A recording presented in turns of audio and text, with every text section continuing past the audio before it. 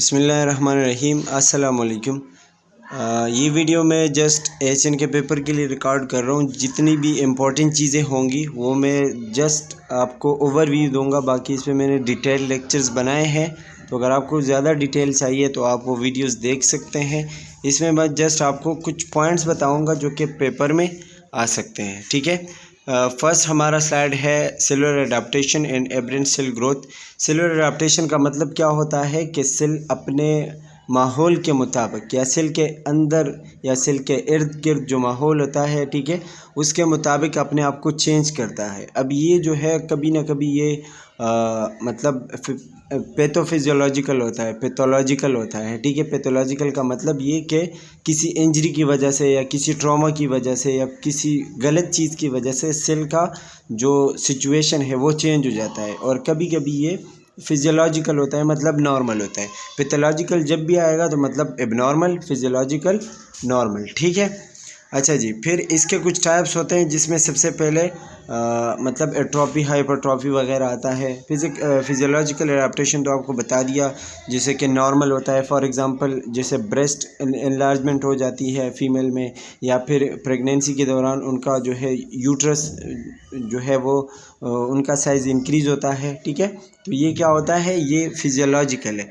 Pathological जो है ये मतलब क्या होता है कि as a result of certain stimuli, मतलब किसी पैथोलॉजिकल या फिर किसी ऑर्गेनिज्म की वजह से होता है। ठीक है, अच्छा, इसके जो टाइप्स है उसमें सबसे पहले हाइपरप्लेजिया है। हाइपरप्लेजिया क्या होता है ये आपको पता होना चाहिए। इसकी डेफिनेशन मतलब रट्टा लगा लो बस इसके ऊपर। हाइपरप्लेजिया क्या है, increase in the size of organ और tissue due to increase in the number of constituent parenchymal cells. मतलब जब एक ऑर्गन के सेल्स में इजाफा आता है ना, तो जब सेल का नंबर इंक्रीज होता है तो उसकी वजह से सेल का साइज़ भी इंक्रीज होता है।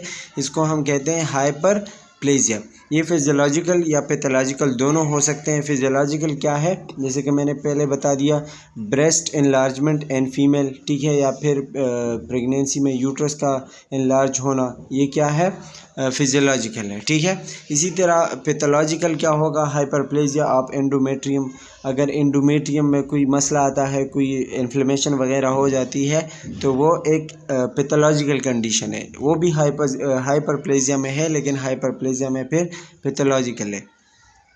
ठीक है, इसी तरह जो है दूसरा इसमें बिनाइन प्रोस्टेट हाइपरट्रॉफी में भी यही होता है कि जब आपका प्रोस्टेट ग्लैंड जो है वो हाइपरट्रॉफ हो जाता है, मतलब उसकी जो है वो साइज़ इंक्रीज़ हो जाती है, तो ये भी एक किस्म की हाइपरप्लेजिया है। अच्छा, दूसरा हाइपरट्रॉफी है। हाइपरट्रॉफी जो है वो ऑर्गन का साइज़ उनमें इंक्रीज़ होता है, लेकिन इसमें सेल्स नहीं इंक्रीज़ होते। जस्ट सेल का साइज़ इंक्रीज़ होता है, उसमें सेल का नंबर नहीं इंक्रीज़ होता है। ये बात याद रखनी है। हाइपरप्लेजिया में जो है आपके साथ नंबर भी इंक्रीज़ होते हैं, हाइपरट्रॉफी में नंबर नहीं इंक्रीज़ होते। ये इन दोनों के दरमियान फ़र्क है और पता होना चाहिए। ठीक है, ये भी फिजियोलॉजिकल या पैथोलॉजिकल हो सकता है। फिजियोलॉजिकल वही यूट्रस वगैरह आता है, और पैथोलॉजिकल में आपकी हाइपरट्रॉफी वगैरह, जैसे स्टमक की पैथोलॉजिकल हाइपरट्रॉफी हो जाती है पाइलोरिक स्टेनोसिस वगैरह में, या कार्डियक मसल जो है, अगर किसी को बहुत ज़्यादा ब्लड प्रेशर की बीमारी है तो उनमें अक्सर कार्डियक मसल जो है वो हाइपरट्रॉफी में चले जाते हैं। ये आपको बताया गया है, दिखाया गया है। ये स्लाइड आप गौर से देख लें, आपको पता चल जाएगा। ठीक है, अच्छा जी। इसके अलावा एट्रोफी है। एट्रोफी का मतलब होता है reduction of the size of an organ. जब किसी ऑर्गन का साइज़ कम होता है, ठीक है, उसको हम कहते हैं एट्रोफी। श्रिंक जब होता है ना कोई भी ऑर्गन, उसको हम एट्रोफी कहते हैं। उसका शक्ल जो है, जब उसकी शक्ल इंक्रीज़ के बजाय डिक्रीज़ हो जाती है, ठीक है, और अपना नॉर्मल जो उसकी शक्ल होती है वो ख़राब हो जाती है, दैट इज़ कॉल्ड एट्रोफी। ये भी फिजियोलॉजिकल या फिर पैथोलॉजिकल हो सकता है। ये आप पढ़ लें, देख लें। मेन जो इसके डेफिनेशंस हैं ना वो पता होने चाहिए, एट्रोफी, हाइपरट्रॉफी या जो है हाइपरप्लेजिया वगैरह। इसके अलावा मेटाप्लेजिया। मेटाप्लेजिया क्या है कि इसमें जो है एक किस्म के सेल दूसरे किस्म के सेल्स में चेंज हो जाते हैं। जैसे कि एपिथेलियल और मेसेनकाइमल सेल है, तो ये चेंज होके कोई दूसरे किस्म के सेल्स बन जाते हैं। ठीक है, मतलब सेल्स का दूसरे सेल्स में चेंज होना, एट विल बी मेटाप्लेजिया। और इसके भी जो है टाइप्स होते हैं, एपिथेलियल स्क्वायमस मेटाप्लेजिया, ये भी इसका एक टाइप है, ठीक है। और ये आपको दिखाया गया है सब कुछ। इसके अलावा हाइपोप्लेजिया है। हाइपोप्लेजिया ये होता है कि जब कोई अर्गन साइज में छोटा रह जाता है, ठीक है, ड्यूरिंग एम्ब्रियोनिक स्टेज, मतलब जब बच्चा माँ के पेट में होता है और उसी टाइम उसका एक अर्गन छोटा रह जाता है और एक बढ़ जाता है, मतलब एक नॉर्मल होता है लेकिन एक छोटा होता है। जैसे किडनीज़ में एक किडनी नॉर्मल होती है और एक बहुत ज़्यादा छोटी होती है, इस पिक्चर में आप देख सकते हैं, ठीक है। इसको हम क्या कहते हैं, हाइपोप्लेजिया। और इसी तरह ये केस यूट्रस के साथ भी होता है। इसके अलावा एजेनेसिस जो है बहुत ज़्यादा इंपॉर्टेंट है, और इसका मतलब ये है कि कोई भी अर्गन जो कि कम्प्लीटली है ही नहीं, ठीक है, एब्सेंस ऑफ अर्गन है, मतलब बिल्कुल अर्गन है ही नहीं, इसको हम क्या कहते हैं, एजेनेसिस कहते हैं। ये जो शॉर्ट में आपको चीज़ें बता रहा हूँ ना, ये बहुत ज़्यादा इंपॉर्टेंट है, जस्ट आपने डेफिनेशन के ऊपर फोकस करना है, बाकी जहाँ पे डिटेल चाहिए वो भी मैं आपको बता देता हूँ। इसके अलावा एपोप्टोसिस है। एपोप्टोसिस जो है ये जैसे नॉर्मल एक इंसान होता है, ठीक है, और कुछ उम्र के बाद उसकी डेथ हो जाती है, इसी तरह सेल भी है। जब सेल की डेथ हो जाती है, लेकिन ये ख़तरनाक डेथ नहीं है, मतलब इसका टाइम पूरा हो गया, उसने वैसे भी ख़त्म हो जाना है, ठीक है, ऐसे कंडीशन को हम एपोप्टोसिस कहते हैं। इसके अलावा जो दूसरा पार्ट है वो है नेक्रोसिस।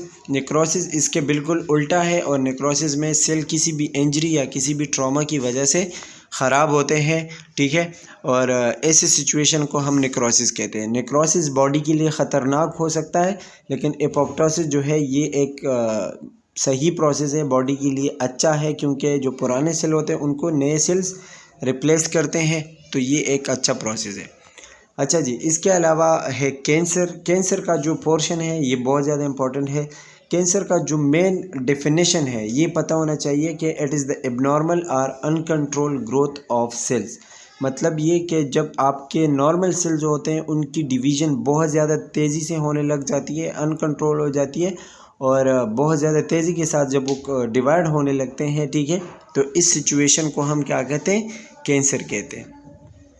अब इसके भी कुछ स्टेजेस होते हैं, कुछ नाम होते हैं। कैंसर कैसे डेवलप होता है वो तो मैंने आपको बता दिया कि जब सेल बिल्कुल रैपिडली डिवाइड होते हैं उसको हम कहते हैं कैंसर, ठीक है। सम फैक्ट्स अबाउट कैंसर, इसमें आपको कुछ चीज़ें पता होनी चाहिए, जैसे कि कौन से लोग हैं जो कि कैंसर के लिए बहुत ज़्यादा मतलब रिस्की है, तो वो एज के हिसाब से 65 और ये 50 के ऊपर जब लोग जाते हैं तो उनके कैंसर के होने के चांसेस बहुत ज़्यादा हो जाते हैं। अब इसके अंदर ना, कैंसर के अंदर ये चीज़ें बहुत ज़्यादा इंपॉर्टेंट है, जैसे कि metastasis, benign and malignant. Metastasis का मतलब होता है कि जो ट्यूमर है, जो कैंसर है, ठीक है, वो फैल रहा है, वो डिवाइड हो रहा है बार बार, इसको हम मेटास्टेसिस कहेंगे। दूसरा है बिनाइन। बिनाइन वो स्टेज होगा कैंसर का जो कि फर्स्ट स्टेज होता है, मतलब जो कि ज़्यादा ख़तरनाक नहीं होता, अगर आप उसको टाइम पे ट्रीट करते हो, ठीक है, तो वो कंट्रोल हो जाएगा। लेकिन अगर नहीं ट्रीट करते तो फिर यही बिनाइन ट्यूमर जो है वो मेलिग्नेंट में कन्वर्ट हो जाते हैं, और मेलिग्नेंट ट्यूमर जो है बहुत ज़्यादा ख़तरनाक होते हैं और ये बहुत ज़्यादा तेज़ी के साथ फैलते हैं, and it can lead to death, ठीक है। फिर कुछ इसके सेल्स होते हैं, ठीक है, कैंसर के। बिनाइन ट्यूमर तो मैंने आपको बता दिया कि स्लो होते हैं, मेलिग्नेंट ट्यूमर जो है बहुत ज़्यादा तेज़ी से फैलते हैं, ये आपको स्लाइड में सब कुछ बताया गया है और इसको आप देख सकते हैं इस स्लाइड को। अब कैंसर के कॉजेज़ क्या है ये भी आपको कुछ ना कुछ पता होना चाहिए कि हेरिडिटी, मतलब एक फैमिली में चलता आ रहा होता है, ठीक है।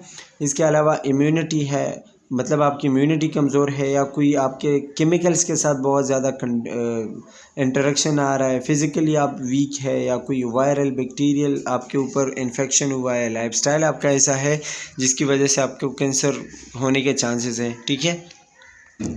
इसके अलावा इसके साइन सिम्टम जो है पेन है, फटीग है, कैक्सिया है, ये सारी चीज़ें। कैक्सिया मतलब कि आपका मेटाबॉलिक लोड जो है वो कम हो जाएगा, प्रोटीन कम हो जाएंगे, एल्बुमिन वगैरह, ब्लड क्लॉटिंग आपकी कम हो जाएगी, इम्यून सिस्टम आपका ख़राब हो जाएगा, आपको एनीमिया हो जाएगा, मतलब ब्लड की कमी हो जाएगी, ठीक है।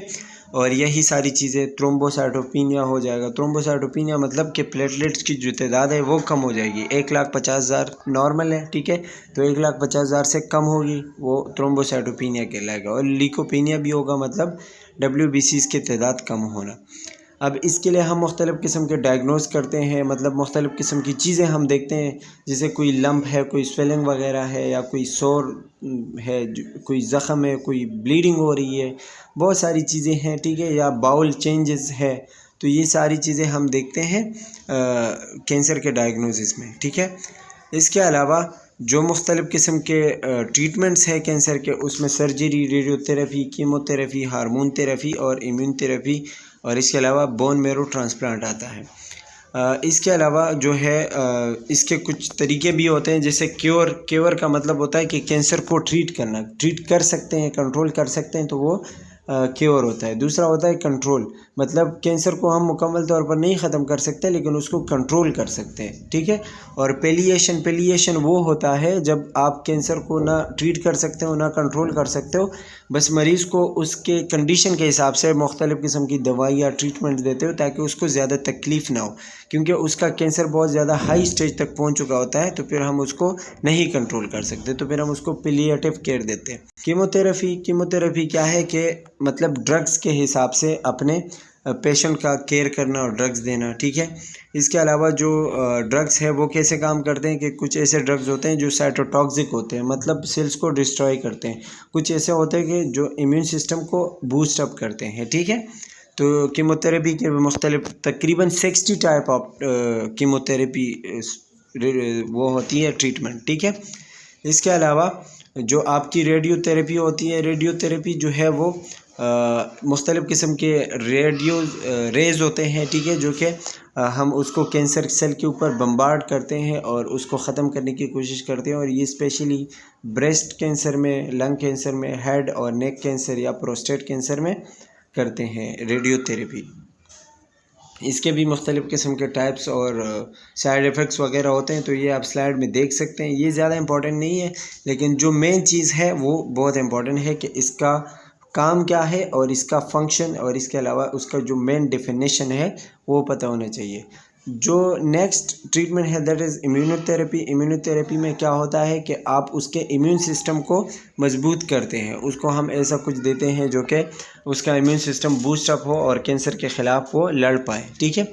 और इसके अलावा हार्मोन थेरेपी, मतलब जिन हार्मोन्स के ज़्यादा रिलीज़ होने की वजह से हमें कैंसर होता है, ठीक है, जैसे कि फ़ीमेल में एस्ट्रोजन प्रोजेस्टेरॉन है और मेल में टेस्टोस्टेरॉन है, तो इसकी वजह से भी कैंसर हो सकते हैं अगर ये बहुत ज़्यादा मिक़दार में रिलीज़ हो। तो हम उनको ऐसे ड्रग देते हैं कि इन हार्मोन को दबा के रखें, थोड़ा सप्रेस रखें, तो फिर ये ज़्यादा रिलीज़ नहीं होंगे और कैंसर कंट्रोल हो सकता है। और जो मोस्ट इम्पॉर्टेंट या जो मोस्ट रिलायबल ट्रीटमेंट है, जो बहुत ज़्यादा इम्पॉर्टेंट है और बहुत ज़्यादा अच्छा ट्रीटमेंट है, दैट इज़ सर्जरी। कि मतलब जहाँ पे कैंसर है वहाँ की सर्जरी कराओ, कैंसर वाले जो टिश्यूज़ हैं उनको रिमूव कराओ, ठीक है। तो ये सर्जरी हम इसको कहते हैं, और ये बहुत अच्छी ट्रीटमेंट है मतलब कैंसर के लिए, ठीक है। So that's all about the cellular adaptation and aberrant cell growth.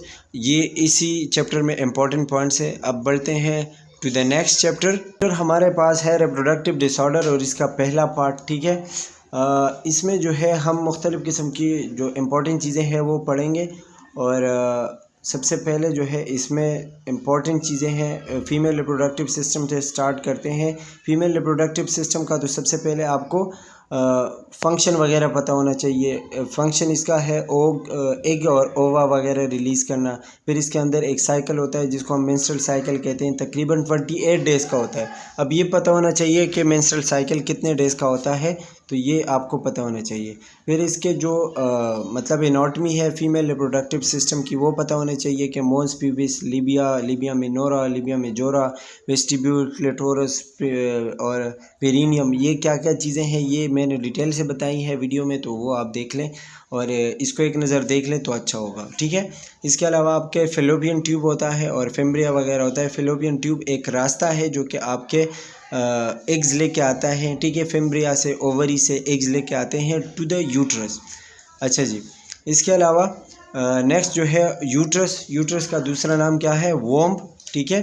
और ये मतलब यूट्रस का दूसरा नाम पता होना चाहिए। यूट्रस का काम क्या है कि इसमें जो है बच्चे जो होते हैं ड्यूरिंग प्रेगनेंसी वो यहाँ पे सरवाइव करते हैं, और ये पियर शेप होता है, ठीक है, मतलब जैसे नाशपाती नहीं होती उसी तरह का होता है। अच्छा जी, इसके बॉडी जो है मतलब यूट्रस के मुख्तलिफ़ किस्म के पार्ट्स हैं वो पता होने चाहिए। फंडस, इस्थमस और सर्विक्स 3 पार्ट्स होते हैं, ठीक है। नीचे की तरफ यूट्रस जो है वेजाइना के साथ कनेक्ट होता है और ऊपर की तरफ ये फिलोपियन ट्यूब के साथ कनेक्ट होता है। इसके 3 लेयर होते हैं, पेरीमेट्रियम, मायोमेट्रियम और एंडोमेट्रियम। पेरीमेट्रियम बाहर का लेयर है, पता होना चाहिए। पेरीमेट्रियम कौन सा लेयर है? बाहर का। मायोमेट्रियम मिडल लेयर है और एंडोमेट्रियम इनर लेयर है। ये इनर लेयर्स का जो मतलब जो नंबर है ना कि आउटर, मिडल और इनर पता होना चाहिए कि कौन से लेयर है, ठीक है। स्ट्रक्चर ऑफ ओवरी, ये ज़्यादा इंपॉर्टेंट इसमें कुछ नहीं है, बस यही रखो कि ओवरी का काम क्या है, एग्स रिलीज़ करना, फॉलिकल वगैरह रिलीज़ करना, ठीक है। ओवेरियन साइकिल होता है कि इसमें पहले 14 दिन जो है उसमें एग रिलीज़ होता है, ठीक है। फिर 14 दिन के बाद जो 7-8 दिन होते हैं वो ओवलेशन होता है, मतलब एग रिलीज़ हो चुका होता है और फर्टिलाइजेशन डेज होते हैं। अगर उसको स्पर्म मिल गया तो फर्टिलाइजेशन हो जाएगी, ठीक है, और जो है फीमेल प्रेग्नेंट हो जाएगी। उसके बाद जो ल्यूटेल फेज़ होता है वो 7-8 दिन होते हैं और उसमें एग जो है वो ख़राब हो जाता है और तकरीबन फिर जो एंडोमेट्रियम लेयर होता है वो ख़राब हो जाता है और फीमेल के मेंसेस आने शुरू हो जाते हैं। अब इसके कुछ हार्मोन्स होते हैं। FSH हार्मोन का काम क्या है? फॉलिकल स्टिमुलेटिंग हार्मोन है, मतलब ये क्या करते हैं कि ओवरीज को स्टिमुलेट करते हैं और एग जो है वो ज़्यादा रिलीज़ करवाने की कोशिश करते हैं। LH जो है ल्यूटिनाइजिंग हार्मोन है, ठीक है। इसके अलावा जो ओवेरियन हार्मोन होते हैं मतलब फ़ीमेल के, वो एस्ट्रोजन एंड प्रोजेस्टेरॉन है, तो इसके बारे में भी पता होना चाहिए। अच्छा जी, इसके अलावा जो इम्पोर्टेंट चीज़ है वो इसमें जो है सेल नहीं सॉरी, इसका जो सेल साइकिल है या फिर इसका जो मेंस्ट्रुअल साइकिल है वो पता होना चाहिए। अब मेंस्ट्रुअल डिसऑर्डर पे आते हैं, ये बहुत ज़्यादा इंपॉर्टेंट है। प्रीमेंस्ट्रुअल सिंड्रोम वो होते हैं जो वक्त से पहले मेंसेस आते हैं, ठीक है, इसको हम प्रीमेंस्ट्रुअल सिंड्रोम कहते हैं। मतलब 28 दिन से पहले जब आते हैं ना, ये प्रीमेंस्ट्रुअल सिंड्रोम होता है और ये 20 to 50 ईयर्स के वुमेन जो होते हैं उनमें ये ज़्यादातर होते हैं। इसके साइन सिम्टम आप पढ़ लीजिएगा, ये आपको नज़र आ रहे होंगे, ठीक है। दूसरा जो है प्रीमेंस्ट्रुअल सिंड्रोम के ट्रीटमेंट, इसके बारे में पता होना चाहिए कुछ ना कुछ के इसको आप कैसे ट्रीट करेंगे। तो स्ट्रेस रिडक्शन टेक्निक वगैरह अप्लाई करेंगे, एक्सरसाइज करवाएंगे और मोस्ट इम्पॉर्टेंट इसमें डाइट थेरेपी है कि डाइट में आप क्या क्या चीज़ें नहीं देंगे। अवॉइड कैफीन, अल्कोहल नहीं देंगे, कार्बोहाइड्रेट वगैरह जो है वो देंगे, हाई फाइबर डाइट देंगे, विटामिन B और कैल्शियम वगैरह का जो है इंटेक ज़्यादा करवाएंगे। इसके अलावा ड्रग थेरेपी में जो है कुछ ड्रग्स जितने भी होंगे ना इसमें, उसके नाम पता होने चाहिए कम से कम। जैसे कि इसमें है प्रोजेक और जोलोफ्ट, तो ये पता होने चाहिए। डायरेटिक्स, प्रोस्टाग्लैंडिन इनहिबिटर्स और एंटी डिप्रेसेंट्स वगैरह ये पता होने चाहिए, ठीक है। दूसरा है डिस्मेनोरिया। डिस्मेनोरिया क्या है? डिस्कम्फर्ट एसोसिएटेड विद मेंस्ट्रुएशन, मतलब जब आपको मेंसेस होते हैं तो उस दौरान बहुत ज़्यादा तकलीफ़ होती है, ठीक है, क्योंकि उस दौरान प्रोस्टाग्लैंडिन रिलीज़ होता है। प्रोस्टाग्लैंडिन क्या है? पेन बनाने वाला एक केमिकल है आपके बॉडी में, ठीक है। तो जब ये चीज़ ज़्यादा रिलीज़ होती है तो आपको तकलीफ़ भी ज़्यादा होती है। इसके साइन सिम्टम्स पढ़ लीजिएगा। अच्छा जी, next one is abnormal vaginal bleeding, मतलब वेजाइना से मुख्तलिफ़ किस्म की ब्लीडिंग होना। ओलिगोमेनोरिया मतलब 2 मेंसेस के दौरान बहुत ज़्यादा टाइम का गुज़रना, ठीक है, मतलब जैसे कि आमतौर पर 28 दिन के बाद होता है तो उसमें 2-3 महीने लग जाते हैं, इसको हम ओलिगोमेनोरिया कहते हैं। एमिनोरिया क्या है कि एब्सेंस ऑफ मेंसेस, बिल्कुल मेंसेस हो ही नहीं रहे, इसको हम एमिनोरिया कहते हैं। मेनोरेजिया क्या होता है कि ड्यूरिंग मेंसेस बहुत ज़्यादा ब्लीडिंग का होना, ठीक है। और मेट्रोरेजिया इर्रेगुलर ब्लीडिंग, मतलब कभी ज़्यादा कभी कम, कभी रुक जाता है कभी फिर से स्टार्ट हो जाता है, ठीक है, तो इसको हम क्या कहते हैं? मेट्रोरेजिया कहते हैं। इसके अलावा जो मुख्तलिफ़ किस्म के फिर वेजाइनल ब्लीडिंग की वजह से आपको कौन कौन से मसले हो सकते हैं? एनीमिया हो सकता है। एनीमिया क्या है? ऑलरेडी ब्लड की कमी को कहते हैं। और टॉक्सिक शॉक सिंड्रोम होता है, मतलब हाई फीवर, वोमिटिंग, डायरिया वगैरह बहुत सारी चीज़ें एक साथ मिल जाती है, उसको हम सिंड्रोम कहते हैं, ठीक है जी। मायोमेक्टमी का मतलब होता है कि यूट्रस के अंदर कोई भी मांस हो उसको रिमूव करना, ठीक है। अच्छा जी, इसके अलावा एंडोमेट्रियल एब्लेशन करते हैं, मतलब वही है कि किसी भी टिशू को जो कि गलत है या ख़राब हो चुकी है उसको ख़राब टिशू को बाहर फेंकना, ठीक है। अच्छा, अब नेक्स्ट वन जो इम्पोर्टेंट है दैट इज़ मेनोपॉज। मेनोपॉज का मतलब होता है कि मेंसेस का रुक जाना, और ये एक ख़ास एज पे होता है, तकरीबन 40 इयर्स के बाद होता है। ठीक है, इसमें जो है फ़ीमेल के अंदर एस्ट्रोजन और प्रोजेस्टेरॉन का जो है वो रिलीज़ कम होता है, जो कि फ़ीमेल हार्मोन्स होते हैं, तो रिलीज़ कम हो जाता है, इसकी वजह से वो मेनोपॉज में चली जाती है। अब इसके साइंस सिम्टम्स भी आप पढ़ सकते हैं, ये मैंने डिटेल से सब कुछ बताया हुआ है, तो आप वो वीडियो देख लें अगर नहीं देखी। ठीक है, अच्छा, इसके ट्रीटमेंट वगैरह देख लें, और नर्सिंग केयर ये तो खैर आसान है। अब नेक्स्ट जो इम्पोर्टेंट है that is pelvic inflammatory disease, और इसमें मुख्तलिफ़ किस्म के जो है वजूहात हो सकती हैं। मतलब पेल्विक जो है उसमें इन्फ्लेमेशन हो जाती है, किस वजह से होता है कि गोनोरिया या क्लाइमाइडल इन्फेक्शन वगैरह, कोई भी बैक्टीरिया वगैरह की वजह से हो सकता है। एब्डोमिनल पेन होता है, उसमें फ़ीवर होता है, वेजाइनल डिस्चार्ज होता है। ठीक है, अच्छा जी, इसके अलावा इनफर्टिलिटी हो सकती है, और एक्टोपिक प्रेगनेंसी हो सकती है। इनफर्टिलिटी का मतलब कि बिल्कुल बच्चे ही नहीं पैदा होंगे। एक्टोपिक प्रेगनेंसी का मतलब ये होता है कि प्रेगनेंसी का कहीं और रुक जाना, मतलब आम तौर पर यूट्रस में होता है, तो वो फेलोपियन ट्यूब में ज़्यादातर एक्टोपिक प्रेगनेंसी में होता है। ठीक है, इसके अलावा एंडोमेट्रियोसिस। एंडोमेट्रियोसिस क्या है? The presence of normal endometrial tissue outside the uterine cavity, मतलब यूट्राइन कैविटी के या यूट्रस के जो टिश्यूज़ है वो यूट्रस के बाहर आ जाते हैं, तो उसको हम एंडोमेट्रियोसिस कहते हैं। इसके भी sign symptom dysmenorrhea, pelvic pain, dyspareunia वगैरह हो सकते। डिस्परयूनिया का मतलब होता है पेन ड्यूरिंग सेक्स। ठीक है, डिस्यूरिया या फिर इनफर्टिलिटी वगैरह इसमें भी हो सकती है। लेप्रोस्कोपी हम करते हैं। लेप्रोस्कोपी जो है वो यूट्रस के जो एनवायरनमेंट को देखने के लिए एक तरीका कार यूज़ होता है, उसको हम लेप्रोस्कोपी कहते हैं। अब ये इम्पोर्टेंट है कि लेप्रोस्कोपी क्या है, तो एक ऐसा तरीका कार है जिसको हम यूट्रस के अंदर इंसर्ट करते हैं। कोई भी इंस्ट्रूमेंट होता है लेप्रोस्कोप, ठीक है, उसको हम यूट्रस के अंदर इंसर्ट करते हैं, और यूट्रस का जो एनवायरनमेंट होता है कि कोई भी टिश्यू वगैरह, कोई भी इंजरी, वो हम सारी चीज़ें देखते हैं, इसको हम लेप्रोस्कोपी कहते हैं।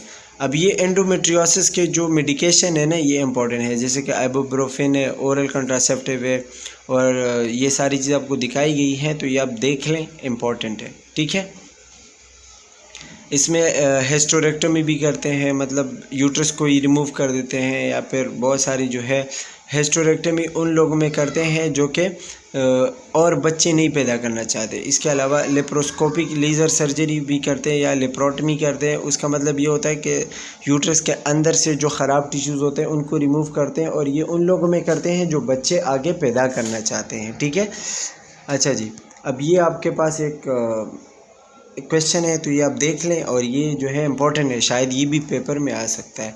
And that's all. अब नेक्स्ट टॉपिक की तरफ बढ़ते हैं। अच्छा, रिप्रोडक्टिव डिसऑर्डर पार्ट 2, इसमें जो है बिनाइन रिप्रोडक्टिव सिस्टम ट्यूमर है, मतलब रिप्रोडक्टिव सिस्टम का कैंसर होना। ठीक है, उसमें सबसे पहले आपके पास यूट्राइन फेब्राइड आते हैं, मतलब यूट्रस के अंदर कुछ मासेस वगैरह बनना, जिसको हम रिमूव करते हैं। यूट्राइन फेब्राइड को हम दूसरा नाम कहते हैं लायोमायोमास। ये पता होना चाहिए कि यूट्राइन फेब्राइड का दूसरा नाम क्या है, लायोमायोमास। ठीक है, लायोमायोमास के साइन सिम्टम कुछ ख़ास नहीं है, अगर होंगे तो मतलब मेनोरेजिया और ब्लीडिंग वगैरह हो सकती है। ये साइन सिम्टम आप देख लीजिएगा। इसके ट्रीटमेंट होते हैं या इसके जो स्पेशली टेस्ट होते हैं, डायग्नोस्टिक टेस्ट जो होते हैं, ये बहुत ज़्यादा इंपॉर्टेंट है, जैसे कि मायोमेक्टमी, मायोलाइसिस, हिस्टेरेक्टमी, क्रायोसर्जरी या एक्सेब्लेड 2000 सिस्टम, ये मुख्तलिफ़ किस्म के ट्रीटमेंट्स हैं, तो ये पता होने चाहिए, इसके नाम कम से कम पता होने चाहिए। अच्छा जी, पॉलीसिस्टिक ओवरीज़ क्या होती है? पॉलीसिस्टिक ओवरीज़ के दौरान आपको कुछ चीज़ें पता होनी चाहिए कि उसमें एस्ट्रोजन या टेस्टोस्टेरोन जो मेल वाले हार्मोन होते हैं, स्पेशली फ़ीमेल के अंदर, वो ज़्यादा रिलीज़ होते हैं और फीमेल वाले हार्मोन कम हो जाते हैं। ठीक है, इसकी वजह से उनके जो एग्स प्रोड्यूस होते हैं नॉर्मली, वो प्रोड्यूस होना बंद हो जाते हैं, और इस कंडीशन को हम क्या कहते हैं, पॉलीसिस्टिक ओवरीज़। अब पॉलीसिस्टिक ओवरीज जब किसी फीमेल में हो जाती है, तो फिर उनमें मेल वाले कैरेक्टर आना शुरू हो जाते हैं, मतलब उनके फेस पे और चेस्ट पे बाल आने लग जाते हैं, ओबेसिटी होती है, उनके ऊपर दाने वगैरह आने, एक्नी वगैरह जो होता है, ठीक है, वो आने लग जाता है। इसको हम पॉलीसिस्टिक ओवरीज कहते हैं। और इसका जो एक सर्जरी करते हैं जो ट्रीटमेंट में आता है, ठीक है, उसको हम कहते हैं ओफोरेक्टमी। ओफोरेक्टमी पता होना चाहिए, याद होना चाहिए। ओफोरेक्टमी का मतलब होता है रिमूवल ऑफ ओवरीज, ओवरीज को कम्प्लीटली रिमूव करना, ख़त्म करना, इसको हम ओफोरेक्टमी कहते हैं। ऊपर जो ट्रीटमेंट दिए गए हैं ओरल कंट्रासेप्टिव, स्पायरोलेक्टोन, पता नहीं क्या लिखा हुआ है, ठीक है, ये सारी चीज़ें ट्रीटमेंट जो है इनमें से 2-3 तो याद होने चाहिए। पॉलीसिस्टिक ओवरी जो है अगर बहुत ज़्यादा टाइम तक रहे तो ये आपको इनफर्टिलिटी की तरफ लेके जा सकते हैं। इसके अलावा जो कैंसर होते हैं फीमेल रिप्रोडक्टिव सिस्टम के, उसके टेस्ट कैसे किए जाते हैं? सबसे पहले उसमें पेप स्मीयर टेस्ट होता है। ये पता होना चाहिए कि पेप स्मीयर टेस्ट क्या है। ये सर्विक्स जो होता है ना फीमेल वेजाइना का, उससे कोई भी एक सेल लेते हैं और उसको टेस्ट करने के लिए लेबॉर्ट्री में लेके जाते हैं, तो उससे हमें पता चलता है कि मतलब कोई कैंसर है या नहीं है। तो इस टेस्ट को हम क्या कहते हैं? पेप स्मीयर टेस्ट कहते हैं। दूसरा कोल्पोस्कोपी होता है, ये भी इसी वेजाइना का एक टेस्ट होता है और ये कोल्पोस्कोपी कहते हैं। इमेजिंग सिस्टम है, मतलब एक कैमरा अंदर करता है, ठीक है, वेजाइना के अंदर, और अगर अंदर कोई एब्लेशन है, कोई टिश्यू डैमेज है, कोई और कैंसर ट्यूमर वगैरह है तो उससे हमें पता चल जाता है। Next one is conization. Conization क्या होता है कि एक कोन लाइक स्ट्रक्चर होता है और ये जो डिफरेंट सेल्स होते हैं उनको रिमूव करते हैं, जो रेज वगैरह होती हैं, ठीक है।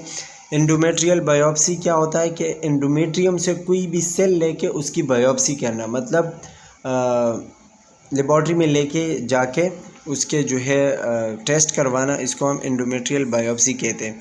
इसके अलावा सर्वाइकल कैंसर होते हैं, उसके कैंसर के स्टेजिंग और ट्रीटमेंट वगैरह आपको बताए गए हैं, तो ये तो आपको पता है कि कैसे स्टेजिंग होंगे, ठीक है। एंडोमेट्रियल कैंसर मतलब एंडोमेट्रियम लेयर का कैंसर होना, ये भी आपको पता है कि मतलब ज़्यादातर जब एस्ट्रोजन बहुत ज़्यादा रिलीज़ होता है ना, तो उसकी वजह से एंडोमेट्रियम कैंसर होता है। अब ये इम्पॉर्टेंट है कि एंडोमेट्रियम कैंसर किस वजह से होता है, तो जब एस्ट्रोजन ज़्यादा रिलीज़ होता है तो एंडोमेट्रियल कैंसर हो सकता है। बाकी इसके भी जो है आपको मुख्तलिफ़ किस्म के वजह बताए गए, एज है, इनफर्टिलिटी है, डायबिटीज़ है, फैमिली हिस्ट्री वगैरह, तो ये आप देख लें। अच्छा जी, इसके जो ट्रीटमेंट है तो सर्जिकल ट्रीटमेंट है। सर्जिकल ट्रीटमेंट मतलब हिस्टेरेक्टमी। हिस्टेरेक्टमी क्या होता है कि बहुत मुकम्मल यूट्रस को रिमूव करना, या इसके अलावा कीमोथेरेपी है या रेडिएशन है। इसके अलावा ब्रेकीथेरेपी, मतलब ये भी एक ट्रीटमेंट है जो कि मतलब जहाँ पे कैंसर है वहाँ पे एक डिवाइस पुट करते हैं, वो मुख्तलिफ़ किस्म के रेज़ वगैरह रिलीज़ करते हैं, तो उससे वो कैंसर थोड़ा सा कंट्रोल होता है, ठीक है। ये आप पढ़ लें, और जो इम्पोर्टेंट है वो मैं जस्ट आपको पॉइंट आउट कर रहा हूँ। ओवेरियन कैंसर क्या होता है कि मतलब ओवरीज का कैंसर होना, ये तो नाम से ही पता चलता है। 90% of ovarian cancer are epithelial carcinoma from malignant transformation of surface epithelial cell. मतलब 90% जो है वो एपिथेलियल कार्सिनोमा होते हैं और मैलिग्नेंट होते हैं। इसके क्लिनिकल मैनिफेस्टेशन पता होने चाहिए कि इंक्रीज इन एब्डोमिनल गर्थ, मतलब एब्डोमेन का जो साइज़ होता है वो इंक्रीज़ हो जाएगा, बाउल में जो है मसले आने शुरू हो जाएंगे, एब्डोमिनल पेन होगा, मेंस्ट्रुअल इरेगुलरिटीज़ होगी और एसाइटीज़ होगी। एसाइटीज़ मतलब पेट में पानी वगैरह जमा होना शुरू हो जाएगा, ठीक है। ओवेरियन कैंसर के जो है मुख्तलिफ़ किस्म के टेस्ट होते हैं, जैसे कि CA-125 और CA-125 जो है ये उन फीमेल में ज़्यादातर किया जाता है जिनको ओवेरियन कैंसर होता है। मतलब CA-125 अगर पॉजिटिव आता है किसी भी फीमेल का, तो इससे हमें ये पता चलता है कि ये ओवेरियन कैंसर की शिकार है। अब ये CA-125 का आपको याद होना चाहिए कि ये क्यों करते हैं। तो ओवेरियन कैंसर के डायग्नोसिंग के लिए हम करते हैं और 80% वुमेन में तकरीबन ये पॉजिटिव आता है। So that's all. और आगे जो है इसके मुख्तलिफ़ किस्म के ट्रीटमेंट्स बताए गए हैं, वो तो मैंने आपको पहले ही बता दिया है। यूट्राइन प्रोलेप्स का बताया गया है। यूट्राइन प्रोलेप्स का मतलब कि यूट्रस का नीचे आना, तो वेजाइना के थ्रू नीचे आना। स्टेज 1 में ये वेजाइना के थ्रू नीचे आता है। स्टेज 2 में जो है ये यूट्रस है डिसेंडेड नियरली, मतलब स्टेज 1 में थोड़ा सा नीचे आता है, स्टेज 2 में फिर थोड़ा मज़ीद नीचे आता है और स्टेज 3 में मुकम्मल तौर पर बाहर आ जाता है, ठीक है। यूट्राइन प्रोलेप्स क्या होता है? वही चीज़ है कि यूट्राइन को फिर हम अंदर करने के लिए क्या क्या चीज़ें इस्तेमाल करते हैं, पेशरी करते हैं, हिस्टेरेक्टमी करते हैं वगैरह, ये सारी चीज़ें। सिस्टोसील क्या होता है? Cystocele support is loss bladder protrude into vagina, कि ब्लैडर का वेजाइना में आना, ठीक है। पहले क्या था, यूट्रस और अब ब्लैडर है। रेक्टोसील क्या होता है कि रेक्टम जो होता है, जो एनस होता है, ठीक है, उस और वेजाइना के दरमियान का जो लेयर है वो ख़राब हो जाता है और रेक्टम जो है वो वेजाइना के अंदर आता है, इसको हम रेक्टोसील कहते हैं। इसकी जो ट्रीटमेंट और नर्सिंग केयर है वो है पेशेंट टीचिंग, मतलब कीगल एक्सरसाइज वगैरह करवाते हैं, सर्जरी करवाते हैं, ठीक है, और मुख्तलिफ जो पोस्ट ऑपरेशन वगैरह होती है। इनफर्टिलिटी क्या है कि when you are unable to produce offspring, मतलब बच्चे जब कोई नहीं पैदा कर सकता हो, उसके मुख्तलिफ़ किस्म के रीज़न्स होते हैं, इनको हम इनफर्टिलिटी कहते हैं, ठीक है। स्पॉन्टेनियस एबॉर्शन है। स्पॉन्टेनियस एबॉर्शन का मतलब कि मिसकैरेज होना, बच्चे का ज़ाया होना, ठीक है, और जो पेट के अंदर बच्चा होता है, ठीक है, स्पेशली उसकी बात होती है, इसको हम मिसकैरेज कहते हैं या फिर एबॉर्शन कहते हैं। इसके भी मुख्तलिफ़ किस्म के साइन सिम्टम होते हैं, जैसे कि वेजाइना से कोई भी ब्लड फ्लो हो रहा है या कोई क्लॉट हो रहा है, ठीक है, या फिर वेजाइनल डिस्चार्ज हो रहा है, ये एबॉर्शन के चांसेस हो सकते हैं इसमें। एक्टोपिक प्रेगनेंसी क्या है? एक्टोपिक प्रेगनेंसी का मतलब होता है कि प्रेगनेंसी का किसी और जगह पे होना, ज़्यादातर जो है फिलोपियन ट्यूब में होता है, इसको हम एक्टोपिक प्रेगनेंसी कहते हैं, ठीक है। इसके भी मुख्तलिफ़ किस्म के साइन सिम्टम होते हैं और ट्रीटमेंट में लेप्रोटमी करते हैं, मतलब वही यूट्रस के अंदर जाके देखते हैं, ठीक है, टिश्यूज़ वगैरह जो होते हैं उनको निकालते हैं, ठीक है। अच्छा जी, हाइड्रोटिडिफॉर्म मोल, ये इम्पॉर्टेंट है। हाइड्रोटिडिफॉर्म मोल क्या होता है कि इसमें जो प्रेगनेंसी होती है, मतलब फ़ीमेल प्रेग्नेंट तो हो जाती है, लेकिन जो प्रेगनेंसी होती है वो कोई बच्चा नहीं होता, वो जस्ट एक मास होता है या जस्ट एक प्लेसेंटा होता है और उसके अंदर बच्चा नहीं होता, इसको हम हाइड्रोटिडिफॉर्म मोल कहते हैं। और ये एक गेस्टेशनल ट्रोफोब्लास्टिक डिजीज़ भी हम इसको कहते हैं, GTD, ठीक है। ये आपको सब कुछ बताया गया है। पार्शल मोलर प्रेगनेंसी वो होती है जिसमें सिर्फ प्लेसेंटा बना होता है, और कंप्लीट मोलर प्रेगनेंसी वो होती है जिसमें प्लेसेंटा वगैरह कुछ भी नहीं होता, सिर्फ और सिर्फ एक मास होता है, मतलब फीटस वगैरह एम्ब्रियो नहीं होता, सिर्फ एक मास होता है, एक मतलब गोश्त लाइक चीज़ होती है, ठीक है। इसकी ट्रीटमेंट कैसी होती है कि डायलेशन एंड कार्टेज करते हैं, मतलब उसको निकालते हैं फिर, ठीक है, और हेस्टेरेक्टमी या करते हैं, यूट्रस को ही पूरा निकाल देते हैं। अच्छा, फेस्टूलास है। फेस्टूला का मतलब दो आर्गन्स के दरमियान या दो कैविटीज़ के दरमियान कोई भी एबनॉर्मल होल बन जाना, इसको हम क्या कहते हैं, फेस्टूला कहते हैं। और ये वेजाइनल फेस्टूला क्या होता है, जब ब्लैडर और वेजाइना के दरमियान फेस्टूला होता है, सुराख हो जाता है, उसको हम वेजाइनल फेस्टूला कहते हैं। सर्वाइकल फेस्टूला क्या होता है, जब सर्विक्स में कोई एबनॉर्मल ओपनिंग हो जाए, उसको हम सर्वाइकल फेस्टूला कहते हैं। एंटीरो वेजाइनल, जब इंटेस्टाइन और वेजाइना के दरमियान फेस्टूला हो जाए, उसको हम एंटीरो वेजाइनल कहते हैं। रेक्टो वेजाइनल क्या होता है, जब रेक्टम और वेजाइना के दरमियान फेस्टूला होता है, उसको हम रेक्टो वेजाइनल कहते हैं। ब्रेस्ट कैंसर है। इसके बाद ब्रेस्ट कैंसर का तो आपको पता ही है कि बहुत ज़्यादा जो है फीमेल में पाए जाने वाला कैंसर है, ठीक है, और मेल में जो पाए जाने वाला कैंसर है वो क्या है, लंग कैंसर। ये दो चीज़ें याद होनी चाहिए। अब ब्रेस्ट कैंसर के लिए कौन सी जो फीमेल्स होती हैं, ठीक है, वो ज़्यादा रिस्क पे होती हैं, वो रिस्क पे होती हैं जिनके अगर फैमिली में ब्रेस्ट कैंसर है तो उनको भी हो सकता है। अगर उनकी उम्र 30 साल है और उनके बच्चे नहीं है तो ब्रेस्ट कैंसर हो सकता है, या कभी बच्चे को दूध नहीं पिलाया तो ब्रेस्ट कैंसर हो सकते हैं, ठीक है, या उसके जो मेंस्ट्रुअल साइकिल होते हैं वो 10 साल से पहले स्टार्ट होना शुरू हो जाते हैं, तो ये भी एक कंडीशन है जिसमें ब्रेस्ट कैंसर हो सकता है, ठीक है। So that's all. अब बढ़ते हैं next to the male reproductive disorders. Next one is male reproductive disorder, और इसमें जो है इम्पॉर्टेंट चीज़ें ये है कि मेल रिप्रोडक्टिव सिस्टम का जो एनाटॉमी है, जैसे कि उसमें स्क्रूटम है जहाँ पे टेस्टिस होते हैं, ठीक है, और इसके अलावा एपिडिडाइमस है, स्पर्मेटिक कॉर्ड है, वाज डिफरेंस जिसको कहते हैं, प्रोस्टेट ग्लैंड है, सेमिनल वेसिकल है, पीनस है, ये इसकी एनाटॉमी एंड फिजियोलॉजी है, तो ये पता होना चाहिए, ठीक है। अच्छा जी, इसके अलावा जो इसमें मुख्तलिफ़ किस्म के एक्सेसरी ग्लैंड्स होते हैं जैसे सेमिनल वेसिकल वगैरह, ये तो खैर हमने पढ़ लिए। मेल रिप्रोडक्टिव सिस्टम का काम क्या है कि डिलीवर वाइबल स्पर्म देना वेजाइना को, ठीक है, एरेक्शन करना, एमिशन करना और एजाकुलेशन करना। एमिशन मतलब जब स्पर्म रिलीज़ होना स्टार्ट हो जाता है, और एजाकुलेशन जब बिल्कुल आउट हो जाता है फ्रॉम द बॉडी, ठीक है, इसको हम एजाकुलेशन कहते हैं।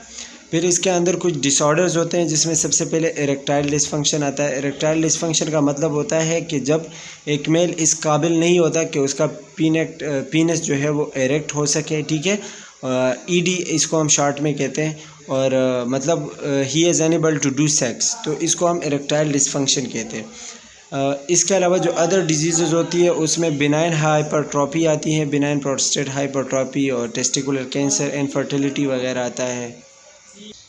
अच्छा जी, बिनाइन प्रोस्टेट हाइपरट्रॉफी जो है ये बहुत ज़्यादा इंपॉर्टेंट है। इसमें आपने क्या क्या देखनी है कि बिनाइन प्रोस्टेट हाइपरट्रॉफी किसको कहते हैं स्पेशली।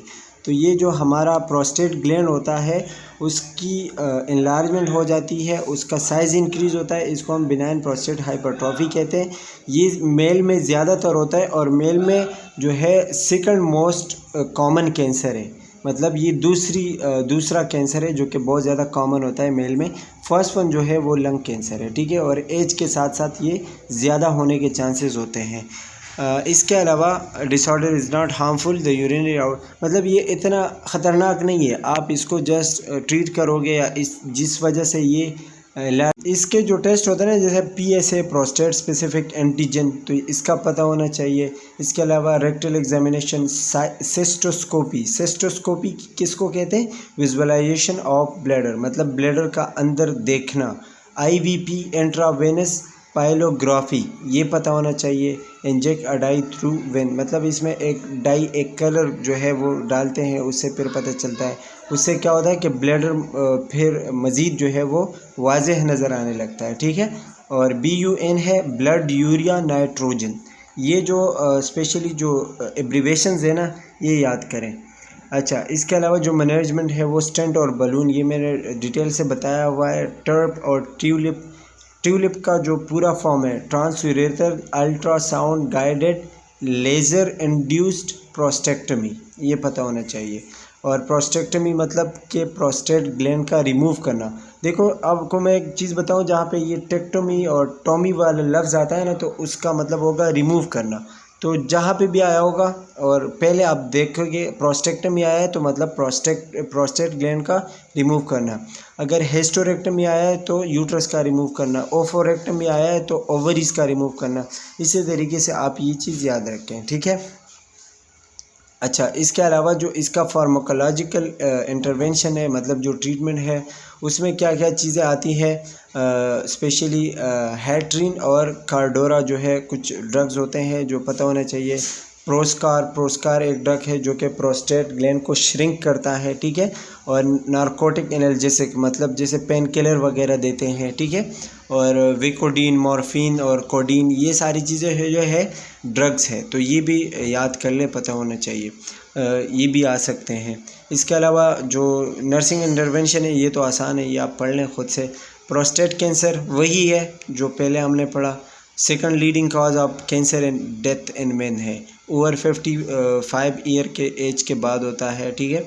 और इसमें जो है अगर आप कैंसर के साथ, मतलब इस कैंसर के साथ आप तकरीबन 5 साल ज़िंदगी आसानी से गुजार सकते हैं। इसके साइन सिम्टम क्या है कि ट्यूमर वगैरह होंगे, सिम्टम बैक पेन होगा, और वही BPH की तरह इसके भी सारे साइन सिम्टम होंगे, ठीक है।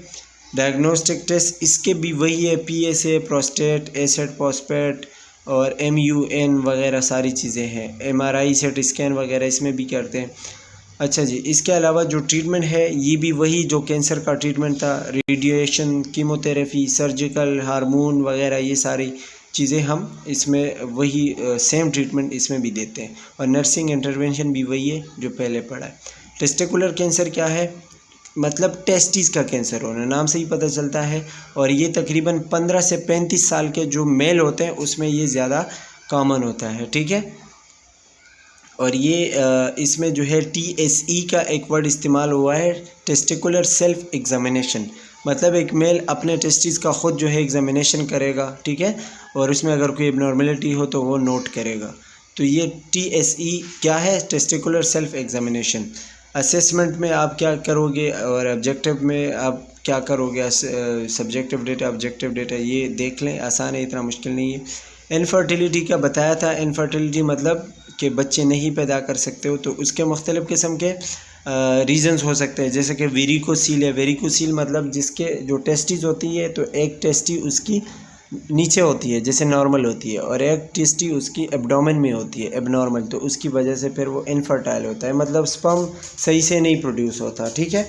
इसके अलावा क्रिप्टोकैटेकिज्म होता है, अनडिसेंडेंट टेस्टिकल, वही चीज़ें, या इम्पेयर्ड स्पर्म है, इनसफिशिएंट नंबर ऑफ स्पर्म है, या हार्मोनल इम्बैलेंस है, तो इसकी वजह से इनफर्टिलिटी हो सकती है। वेरिकोसील मैंने बता दिया कि एक जो आपके टेस्टिस होती हैं उसके साइज़ में डिफरेंस होना, या फिर एक टेस्टी ऊपर होती है एक नीचे होती है, इसको हम कहते हैं varicocele. So that's all about all the reproductive disorders. अब बढ़ते हैं through our next chapter as haematological disorders, और ये इसमें बहुत ज़्यादा इंपॉर्टेंट चीज़ें हैं। तो सबसे पहले तो ब्लड है, ब्लड का कंपोजिशन के ब्लड दो किस्म की ब्लड होती है, एक उसका सॉलिड पार्ट होता है, एक उसका लिक्विड पार्ट होता है, ठीक है। सॉलिड जो है वो 45% होता है और लिक्विड 55%। आगे हम पढ़ेंगे। सबसे पहले तो ब्लड का काम क्या है कि ऑक्सीजन लेके जाना, प्रोटीन लेके जाना, प्लेटलेट्स लेके जाना और बॉडी को न्यूट्रिएंट्स वगैरह प्रोवाइड करना, ठीक है। ये कनेक्टिव टिश्यू है, कार्टिलेज जो है ये भी कनेक्टिव टिश्यू है, लिक्विड पार्ट, ये सारी चीज़ें आपको पता होना चाहिए। ब्लड का पीएच पता होना चाहिए कि कितना है, 7.35 to 7.45, मोस्ट इम्पॉर्टेंट है ये, ठीक है। इसके अलावा ये एक विस्कस फ्लूइड मतलब एक गाढ़ा फ्लूइड है, ठीक है। और एक मेल में इसका जो वज़न होता है, या एक बंदे में इसका जो तादाद होता है, वॉल्यूम होता है, वो 5600 होता है मेल में, ठीक है, ml, और फीमेल में 4500 ml होता है। जो चीज़ें मैं बता रहा हूँ बहुत ज़्यादा इंपॉर्टेंट है, इसको इग्नोर नहीं करना है। इसका काम क्या होता है, ऑक्सीजन प्रोवाइड करना है बॉडी को, न्यूट्रिएंट्स वगैरह। खैर ये तो आगे चलते हैं। कंपोजिशन ऑफ ब्लड के दो टाइप्स होते हैं, लिक्विड 55% और सॉलिड 45%, ठीक है। अच्छा जी, फिर इसके अलावा और भी बहुत सारी चीज़ें होती हैं, जैसे कि इसमें प्रोटीन्स वगैरह होते हैं। प्रोटीन में एल्बुमिन, ग्लोबुलिन, फाइब्रोनोजिन, प्रोथ्रोम्बिन वगैरह आते हैं। ऑर्गेनिक सब्सटेंसेस होते हैं, ग्लूकोज, गैलेक्टोज, अमीनो एसिड्स। खैर ये तो इतने इंपॉर्टेंट नहीं है, लेकिन कुछ ना कुछ पता होने चाहिए, इग्नोर भी नहीं करना है, ठीक है। इनऑर्गेनिक सब्सटेंसेस जैसे कि सोडियम, कैल्शियम और HCO, बाइकार्बोनेट वगैरह, ठीक है। इसके अलावा मेल में जो है ब्लड के कितने सेल होते हैं, रेड ब्लड सेल के स्पेशली 5 to 5.5 मिलियन, और फीमेल में 4.5 to 5 मिलियन सेल होते हैं, ये पता होना चाहिए, ठीक है।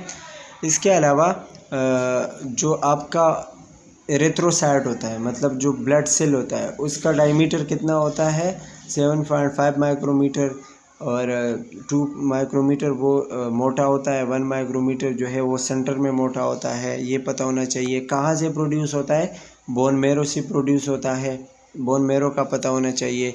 इसका लाइफ स्पेन कितना है, 120 डेज़, इम्पॉर्टेंट है ये।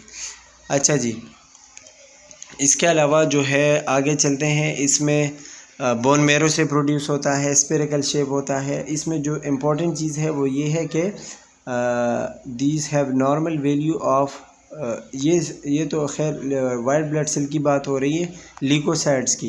लीकोसाइट जो है उसको हम वाइट ब्लड सेल को कहते हैं, ठीक है। इसकी नॉर्मल वैल्यू 4000 से 11000 है, जैसे कि रेड ब्लड सेल की वो थी ना 5600 से वही थी, फीमेल में 4500 और मेल में वही 5600। वाइट ब्लड सेल जो है 4000 से 11000 तक होते हैं। इसके काउंट अगर कम हो जाए, मतलब 4000 से अगर कम हो जाए तो हम उसको लीकोपीनिया कहते हैं, और अगर ज़्यादा हो जाए अपने नॉर्मल रेंज से, जैसे 11000 से ज़्यादा हो गए, तो लीकोसाइटोसिस कहते हैं, ठीक है। फिर इसके अंदर भी कुछ मुख्तलिफ़ किस्म के सेल्स होते हैं जिसको हम ग्रेनुलोसाइट और एग्रेनुलोसाइट कहते हैं, ठीक है। न्यूट्रोफिल वगैरह होते हैं, ये आप देख लें, ये इंपॉर्टेंट है। इजिनोफिल वगैरह, बेसोफिल और एग्रेनुलोसाइट। खैर ये तो ज़्यादा एक्सप्लेन करेंगे तो वीडियो बहुत ज़्यादा लंबी हो जाएगी, तो ये आप ख़ुद से देख सकते हैं। इसके अलावा जो प्लेटलेट्स होते हैं, प्लेटलेट्स को हम थ्रोम्बोसाइट्स कहते हैं, दूसरा नाम। इसका जो लाइफ स्पेन है वो 8 to 11 डेज़ है, ठीक है। और ये 1,50,000 से लेके 4 लाख तक इसकी तादाद होती है ब्लड में, ठीक है, मतलब नॉर्मल। तो ये पता होना चाहिए। और इसका काम क्या है? ब्लड क्लॉटिंग करना, ब्लड क्लॉटिंग। और इसमें भी मुख्तलिफ़ किस्म के प्रोटीन्स होते हैं, जैसे fibrinogen, prothrombin, tissue factor, calcium वगैरह इसमें भी होते हैं। तो ये देख लें, पता होना चाहिए, याद कर लें। इसके अलावा WBC जो छोटे छोटे मतलब वो है ना, एब्रीवेशन है, जैसे WBC है, RBC है, HGB का मतलब होता है हीमोग्लोबिन, हेमाटोक्रेट, MCV, ये सारे जो एब्रीवेशंस है ये भी देख लें। अच्छा, नॉर्मल वैल्यूज़ दिए गए हैं, ये बहुत ज़्यादा इंपॉर्टेंट है। नॉर्मल वैल्यू हेमाटोक्रेट की 40 to 54% है, हीमोग्लोबिन की 13.5 to 18 ग्राम पर DL है, ठीक है। रेड ब्लड सेल की कितनी है, वाइट ब्लड सेल की कितनी है, प्लेटलेट्स की कितनी है, ये नॉर्मल वैल्यूज़ वाला जो स्लाइड है बहुत इंपॉर्टेंट है, इसको इग्नोर नहीं करें। फिर ये मीन कार्पस्कुलर हीमोग्लोबिन, ये सारी चीज़ें बताई गई हैं, तो ये भी वैल्यूज़ नोट करें, ठीक है। अच्छा, आगे चलते हैं। तो ये सारी वही चीज़ें हैं कि एप्लेजिया क्या है, बैंड सेल क्या है। खैर ये तो इतना इम्पोर्टेंट नहीं है, इस स्पेशली जो डिसऑर्डर है वो इम्पोर्टेंट है। अब बोन मेरो पे आते हैं। बोन मेरो जो है ये क्या है? एक साइट ऑफ ब्लड मैच्योरेशन है, या जहाँ से ब्लड प्रोड्यूस होता है। यहाँ पे एक वर्ड लिखा है हेमेटोपियोसिस। हेमेटोपियोसिस का मतलब होता है ब्लड फॉर्मेशन, ठीक है। तो ये पता होना चाहिए कि बोन मेरो का काम क्या है। इसके अलावा इसके 2 सेल होते हैं, लिम्फॉइड सेल और माइलॉइड सेल। लिम्फॉइड सेल वो होते हैं जो आपके T सेल्स और B सेल्स प्रोड्यूस करते हैं। माइलॉइड सेल आपके RBCs, WBCs और प्लेटलेट्स प्रोड्यूस करते हैं। ये 2 चीज़ें बहुत इंपॉर्टेंट है, ये भी याद रखें। लिम्फॉइड सेल क्या प्रोड्यूस करते हैं और माइलॉइड सेल क्या प्रोड्यूस करते हैं। इसके अलावा जो हेमेटोपियोसिस है वो कैसे होता है, ये तो खैर ग्राफ में दिया गया है। अब आगे चलते हैं और इसके जो डिसऑर्डर्स हैं वो पढ़ते हैं। अच्छा जी, अब इसके हेमाटोलॉजिकल डिसऑर्डर्स पढ़ते हैं ब्लड के, ठीक है। सबसे पहले तो इसमें एनीमिया है। एनीमिया क्या है? ब्लड की कमी को कहते हैं। और किस वजह से होता है? जब बॉडी से बहुत ज़्यादा ब्लड रिलीज़ हो रहा होता है, ठीक है, सिक्रीट हो रहा होता है, तो इसको हम एनीमिया कहते हैं। और इसमें जो है ऑक्सीजन कैरिंग कैपेसिटी नहीं रह पाती, अक्सर ब्लड की कमी हो जाती है, ऐसी सिचुएशन को हम एनीमिया कहते हैं। अब RBC काउंट जो था, जितना नॉर्मल था वो पता होना चाहिए। अगर उससे कम है तो मतलब एनीमिया है, ठीक है। हीमोग्लोबिन का पता होना चाहिए, हेमाटोक्रेट, ये मैंने पहले ही स्लाइड में आपको बता दिया अभी। कार्पस्कुलर एंडेसिस क्या होता है? मतलब जो नॉर्मल साइज़ होता है ना आपके एरिथ्रोसाइट का, रेड ब्लड सेल का, वो कितना है, उसका आपको जो है यहाँ पे फार्मूला दिया गया है। हेमाटोक्रेट RBC डिवाइड बाय RBC और मल्टीप्लाइड बाय 10, इससे वो निकलता है फार्मूला। अच्छा जी, ये वही फिर से नॉर्मल वैल्यूज़। फिर एनीमिया के मुख्तलिफ़ किस्म के टाइप्स होते हैं, ठीक है, मतलब कॉज के हिसाब से हम इसको डिवाइड करते हैं। जैसे माइक्रोसाइटिक एनीमिया। माइक्रोसाइटिक एनीमिया का होता है जब आपका जो रेड ब्लड सेल है उसकी साइज़ 80 FL से कम हो जाए तो उसको हम माइक्रोसाइटिक एनीमिया कहते हैं। और मैक्रोसाइटिक एनीमिया का होता है जब उस रेड ब्लड सेल की साइज़ 100 FL से ज़्यादा हो जाए, ठीक है, उसको हम मैक्रोसाइटिक। माइक्रो कम होगा, मैक्रो साइज़ में बड़ा होगा। दूसरा है मेगेलोब्लास्टिक। मेगेलोब्लास्टिक वो होता है जब विटामिन B12 की डेफिशिएंसी हो जाती है या फोलिक एसिड की डिफिशिएंसी की वजह से जो एनीमिया होता है, ठीक है, उसको हम क्या कहते हैं? Megaloblastic anaemia. और इसमें क्या होता है कि MCV का जो साइज़ है वो 125 से भी ज़्यादा हो जाता है। नॉर्मोसाइटिक क्या होता है? मतलब नॉर्मल सेल की जो क्या कहते हैं साइज़ है वो कितना है? 80 to 100 फेमोलीटर है, FL, ठीक है। एप्लास्टिक एनीमिया क्या है? एप्लास्टिक एनीमिया का मतलब होता है कि जब आपका बोन मेरो इस काबिल नहीं होता कि वो रेड ब्लड सेल्स या मुख्तलिफ़ किस्म के जो ब्लड सेल्स है वो बना सके, तो उसको हम एप्लास्टिक एनीमिया कहते हैं, ठीक है। इसकी वजह से बहुत सारे मसले होते हैं, जैसे कि मैलिग्नेंसी हो सकती है, मतलब कैंसर, माल न्यूट्रिशन या फिर और कोई सिंड्रोम वगैरह, ठीक है। इसके साइन सिम्टम्स क्या होंगे कि पेलर स्किन और टेकिकार्डिया, एंकल एडिमा, ये सारे देख लें आप। साइन सिम्टम्स आपको दिए गए हैं, फटीग वगैरह, हेडेक, सीबीसी। अच्छा, इसके जो टेस्ट है ना ये पता होने चाहिए। सीबीसी टेस्ट करवाते हैं, उसमें हमें आरबीसी वगैरह का पता चलता है, हेमोग्लोबिन और हेमाटोक्रेट का। ये सीबीसी टेस्ट एनीमिया में करवाते हैं, मतलब ब्लड के जितने भी डिसऑर्डर है उसमें सीबीसी टेस्ट करवाते हैं। उसके लिए हम जो है कौन सा थेराप्यूटिक मतलब ट्रीटमेंट कैसे करते हैं, तो बस ब्लड की कमी को पूरा करते हैं, ये उसका ट्रीटमेंट है, आईवी वगैरह देते हैं। आयरन डिफिशिएंसी एनीमिया क्या है कि जिसमें आयरन की कमी की वजह से जो डिफिशिएंसी या जो एनीमिया होता है, ठीक है, उसको हम आयरन डिफिशिएंसी एनीमिया कहते हैं। उसको ये याद रखें, ठीक है। किस वजह से होता है कि आप आयरन की जो इनटेक है वो सही नहीं है, या कोई और मसला है, या जीआईटी से जो है वो ब्लड लॉस हो रहा है, तो ये क्या होता है कि आयरन डिफिशिएंसी एनीमिया हो रहा है। इसमें आपके नेल क्रैक होंगे आयरन डिफिशिएंसी में, एट्रोफी हो जाएगी, टंग पे जो है मसले आ जाएंगे, स्टोमेटाइटिस मतलब माउथ के इन्फ्लेमेशन वगैरह हो सकते हैं, ठीक है। अच्छा जी, इसके अलावा मैनेजमेंट वगैरह सब कुछ बताया हुआ है। मेगेलोब्लास्टिक या परनीशियस एनीमिया का होता है, वो तो मैंने आपको पहले ही बता दिया। B12 या फॉलिक एसिड की कमी की वजह से जो होता है उसको हम मेगेलोब्लास्टिक एनीमिया कहते हैं। साइन सिम्टम इसके वही होंगे कि वीकनेस होगी, सोर टंग वगैरह होगा, ठीक है।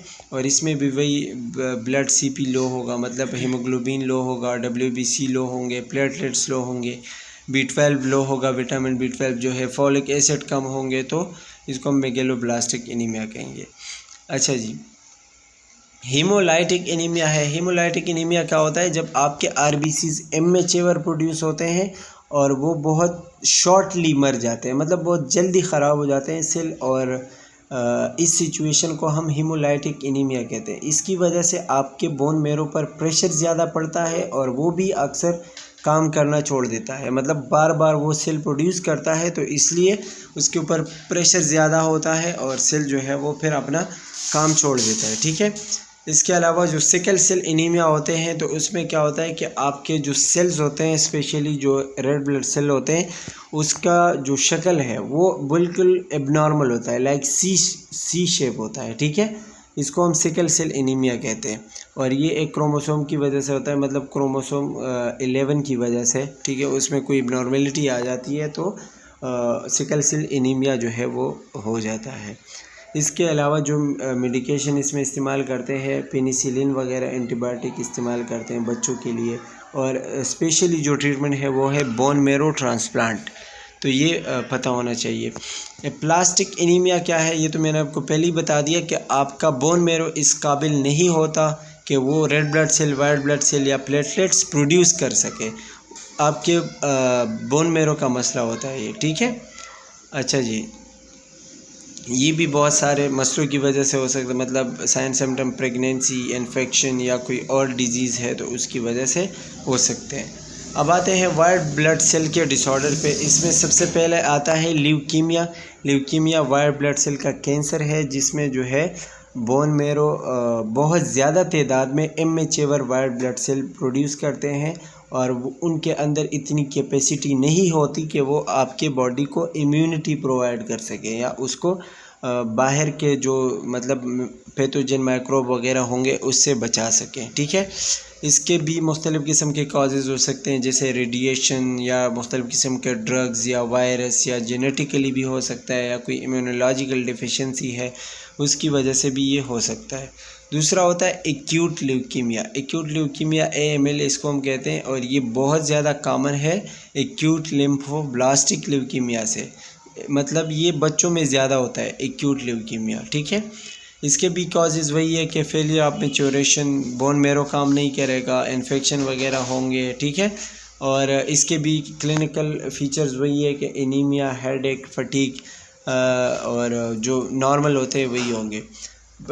इसके टेस्ट पता होने चाहिए, वही blood CBC, bone marrow sample test करते हैं, और स्पाइनल टेप या लंबर पंक्चर वगैरह उसका टेस्ट करते हैं। ट्रीटमेंट में हम कीमोथेरेपी, इम्यूनोथेरेपी, चूँकि ये कैंसर है तो वही कैंसर वाला ट्रीटमेंट हम इसमें देते हैं। अच्छा जी, लिम्फोमास क्या है? Lymphomas are the malignant tumour of lymphoid tissue. Lymphoid tissue का ट्यूमर बन जाना, मैलिग्नेंट ट्यूमर, उसको हम लिम्फोमास कहते हैं। और इसमें जो है आपके टी सेल्स और बी सेल जो है वो ख़राब हो जाते हैं, जो आपको क्या करते हैं, इम्यूनिटी प्रोवाइड करते हैं। अब इस लिम्फोमा के ना 2 टाइप्स होते हैं। सबसे पहले उसमें हॉजकिन डिजीज़ है और दूसरा नॉन हॉजकिन डिजीज़ है। हॉजकिन डिजीज़ क्या है? इट इज़ अ क्लिनिकल और haematological disorder in which enlargement of lymph nodes occur. मतलब इसमें आपके लिम्फ नोड जो है वो सिर्फ इनलार्ज हो जाते हैं, बड़े हो जाते हैं, ठीक है, उसकी स्वेलिंग हो जाती है। और उसमें आपके क्या होता है कि बहुत ज़्यादा मतलब जो लिम्फ नोड है वो स्वेलिंग कर जाते हैं, उसमें हो जाती है। लेकिन जो इसका अदर टाइप है नॉन हॉजकिन डिजीज़, फिर वो मज़ीद ख़तरनाक है, वो कैंसर में तब्दील हो जाता है, ठीक है। और ये क्या होता है कि आपका मतलब जब लिम्फोमा कैंसर में कन्वर्ट हो जाए और बहुत ज़्यादा मतलब क्या है कि आपकी पूरी बॉडी में फैलना शुरू हो जाए, तो फिर हम उस कंडीशन को नॉन हॉजकिन लिम्फोमा कहते हैं। मतलब हॉजकिन में सिर्फ आपके लिम्फ नोड स्वेल होंगे, इनलार्जमेंट हो जाएंगे। लेकिन जब नॉन हॉजकिन लिम्फोमा होगी तो उसमें फिर आपके लिम्फ नोड जो कैंसर है वो पूरी बॉडी में फैल जाएगी, ठीक है। मतलब मैलिग्नेंट होगी तो फिर पूरी बॉडी में वो आसानी से फैल सकता है। इसके भी फिर हाई और लो ग्रेड होते हैं। इसके अलावा इसके क्लिनिकल फीचर्स क्या है? लिम्फ एडेनोपैथी है, मतलब लिम्फ नोड जो है वो ख़राब होंगे, वेट लॉस होगा, फीवर होगा, वीकनेस ऑफ लेग्स होंगे, ठीक है, बोन पेन होगा, और हेपेटोस्प्लिनोमेगेली, मतलब आपकी जो लीवर और स्प्लीन है वो अपने साइज़ से ज़्यादा बढ़ जाएंगे, ठीक है, मतलब उसमें भी इनलार्जमेंट हो जाएगी। तो ये कुछ इसके अलावा लिम्फ नोड बायोप्सी जो टेस्ट करते हैं, बोन मैरो एस्पायरेशन करते हैं, सीटी स्कैन और एक्सरे वगैरह करते हैं, ठीक है, ये इसके टेस्ट है। अच्छा जी, डिसेमिनेटेड इंट्रावास्कुलर कोगुलेशन, DIC इसको हम कहते हैं। और ये कौन सी डिजीज़ है? Characterised by thrombosis within the circulation due to over activation and thus increase consumption of platelets.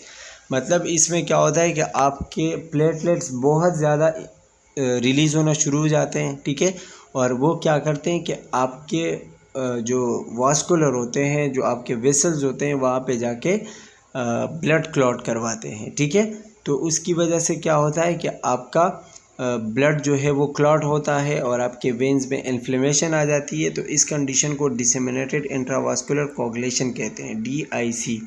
इसके भी कॉजेज़ होते हैं, जैसे इन्फेक्शन हो गया, इन्फिल्ट्रेशन हो गया, या अदर्स में ट्रॉमा, बर्न, सर्जरी वगैरह हो सकती है। क्लिनिकल फीचर में ब्लीडिंग आ सकता है, थ्रोम्बोसिस मतलब क्लॉट, और हेमोलाइटिक एनीमिया मतलब ब्लड की कमी, रिनल फेलियर या जॉइंटिस वगैरह, ठीक है, ये इसके क्लिनिकल फीचर है। इन्वेस्टिगेशन मतलब टेस्ट कैसे करते हैं? इसमें APTT, ये इसका पूरा फॉर्म क्या है? एक्टिवेटेड पार्शियल थ्रोम्बोप्लास्टिन टाइम, ये करते हैं। CBC का टेस्ट करते हैं और एंटी थ्रोम्बोन 3 जो है उसका टेस्ट करते हैं। और इसके ट्रीटमेंट में वही रिप्लेसमेंट थेरेपी करते हैं, मतलब बोन मैरो या प्लेटलेट जो है वो रिप्लेस करते हैं, फाइब्रोनोजिन वगैरह देते हैं, कोगुलेशन फैक्टर और एंटी कोगुलेंट देते हैं, ठीक है, ये इसमें इसका ट्रीटमेंट है। So that's all about the hemolytic disorders.